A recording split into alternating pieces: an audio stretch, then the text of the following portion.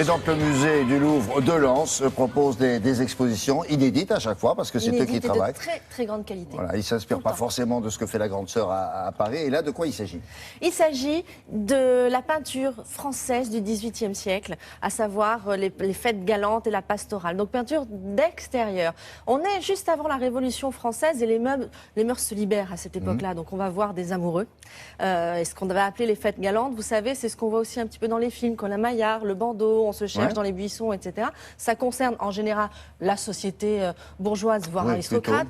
Voilà. Mais la pastorale, qui est dans cette expo ici, c'est le pendant. On est toujours en extérieur. Ça parle un petit peu d'amour, mais ça parle aussi des travaux de la ferme et des champs. Parce qu'on se rend compte aussi à cette époque que les peintres vont mettre à l'honneur justement les travailleurs, en décriant un petit peu cette société très bourgeoise et très richissime, pour mettre justement à l'honneur les travailleurs cette population-là, dont tout le monde qui est majoritaire et dont on a besoin pour vivre. N'oubliez pas, on est juste à l'aube de la Révolution française. Regardez, c'est au Louvre à Lens que ça se passe.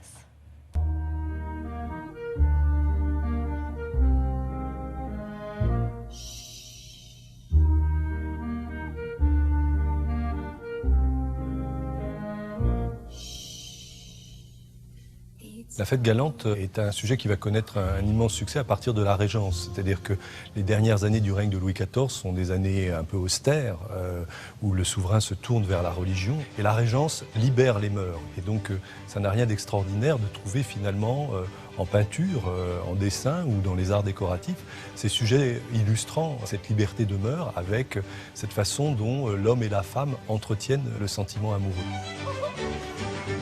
Autour de ce savoir-vivre va se développer toute une grammaire, comme la thématique de la flûte, comme la thématique du jeu de la main chaude, comme la thématique de la cage. Ce sont tous ces petits détails qui nous permettent de comprendre où ils en sont dans leur relation amoureuse. Watteau montre que c'est un sentiment universel, il n'est pas simplement la caractéristique de l'aristocratie. On a aussi des paysans. Le pèlerinage à l'île de Cythère, qui est l'île donc de Vénus, l'île d'amour, illustre en 1717 une gamme amoureuse.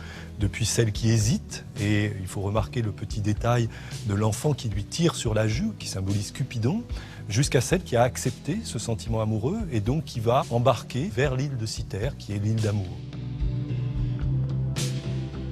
La fête galante, qui a été donc promue par Antoine Watteau, va connaître un immense succès tout au long du siècle, avec d'autres thématiques. Et François Boucher va mettre à la mode l'art de la pastorale. Donc il nous décrit cette fois-ci le sentiment amoureux, mais dans le cadre de la nature, dans le cadre de la campagne, et qui petit à petit va évoluer vers une description d'une campagne qui est une campagne finalement non pas seulement amoureuse, mais aussi laborieuse.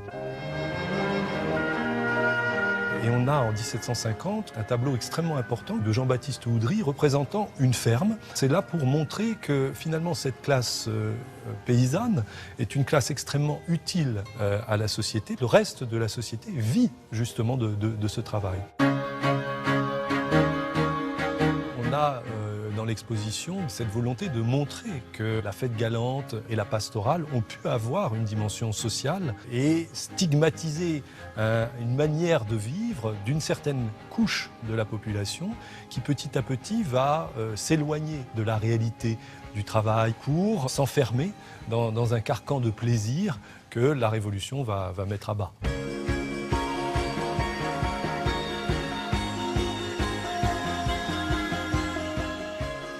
Allez voir ce musée si vous habitez la région de Lens. Ils vous attendent avec très belles expos, mais toujours, à chaque fois qu'on y va, on n'est jamais déçu. C'est jusqu'au 29 février, donc au Louvre, mais à Lens. Merci beaucoup. L'actualité, par principe, ça évolue. C'est le cas maintenant, c'était pas prévu. Mais voilà, juste un mot avec Sophie Gastrin du nouveau concernant Christiane Taubira.